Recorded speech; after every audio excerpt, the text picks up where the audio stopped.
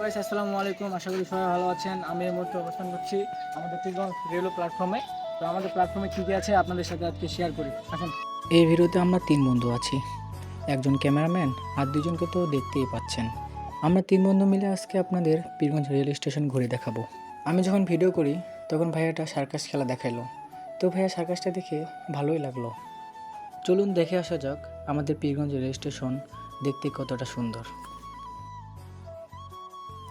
প্রতিটি স্টেশনে এরকম বসার জায়গা আছে। এই জায়গাগুলো এখন খালি আছে।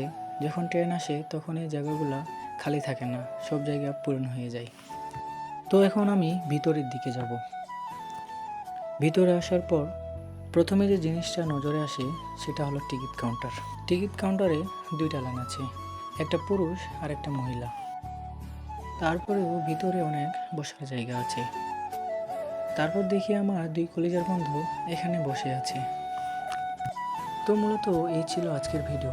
আরও ভালো ভালো ভিডিও পেতে চাইলে আমাদের সাথেই থাকুন।